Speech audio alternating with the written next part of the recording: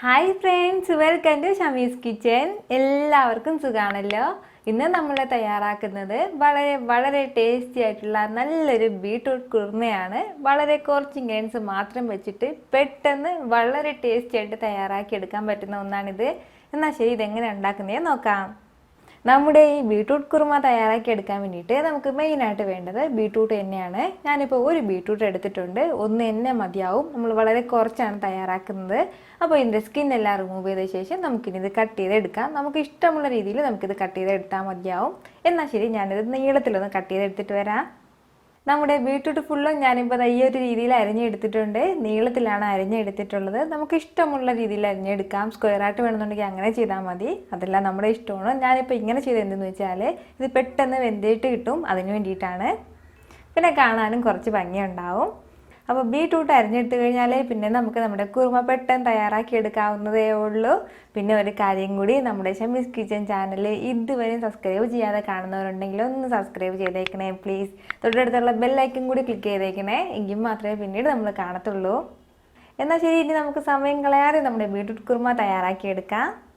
Pan ഒന്ന് ചൂടായതിന് ശേഷം ഇതിലേക്ക് നമുക്ക് ഒരു 2 ടേബിൾ സ്പൂൺ അളവിൽ ഓയിൽ ഒഴിച്ചു കൊടുക്കാം. ഇനി വേണ്ടത് പച്ചമുളകാണ്. ഒരു 3 പച്ചമുളക് ചേർത്ത് കൊടുക്കാം. കൂടെ തന്നെ കുറച്ച് കറിവേപ്പില കൂടി.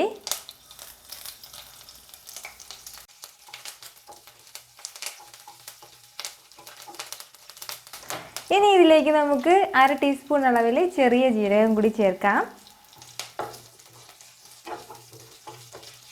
ഇത് ഇത്രയും ആയിക്കഴിഞ്ഞാൽ നമുക്കിനി ഒരു സവാള ചെറുതായിട്ട് നീളത്തിൽ അരിഞ്ഞത് കൂടി ചേർക്കാം. ഇനി ഇത് നല്ലതുപോലെ ഒന്ന് വഴറ്റി കൊടുക്കാം. നമ്മളിതിലേക്ക് ഒരുപാട് ഇൻഗ്രീഡിയൻസ് ഒന്നും ചേർക്കുന്നില്ല. വളരെ കുറച്ച് ഇൻഗ്രീഡിയൻസ് മാത്രമാണ് ചേർക്കുന്നത്. പക്ഷേ വളരെ കുറച്ച് ഇൻഗ്രീഡിയൻസ് വെച്ചിട്ട് വളരെ ടേസ്റ്റി ആയിട്ടുള്ള നല്ലൊരു ബീട്രൂട്ട് കുറുമയാണ്. നമുക്കിത് മെയിനായിട്ട് ചപ്പാത്തിയുടെ കൂടെയും അതുപോലെ തന്നെ ബിരിയാണിയുടെ കൂടെയും നെയ്ച്ചോറിൻ്റെ കൂടെയും ആ ചോറിൻ്റെ കൂടെയൊക്കെ നല്ല സൂപ്പർ കോമ്പിനേഷൻ ആയിട്ടുള്ള ഒന്നാണ്.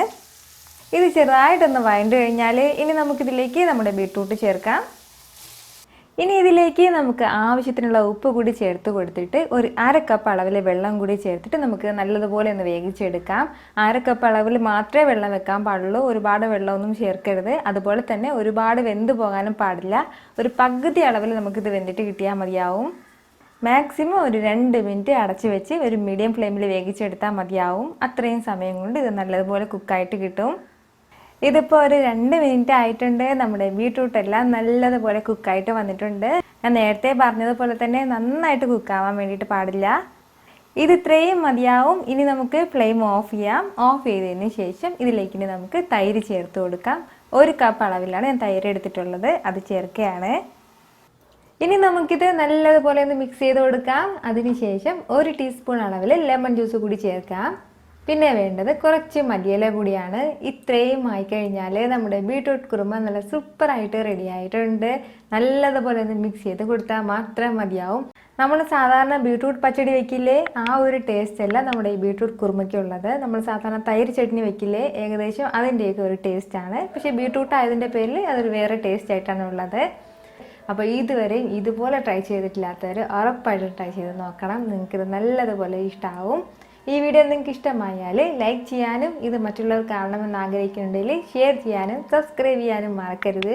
വീണ്ടും നല്ലൊരു റെസിപ്പിയുമായിട്ട് വരുന്നവരേക്കും എല്ലാവരും ഹാപ്പി ആയിട്ടിരിക്കുക, സന്തോഷമായിട്ടിരിക്കുക, ചിരിച്ചുകൊണ്ടിരിക്കുക. Take care dear friends.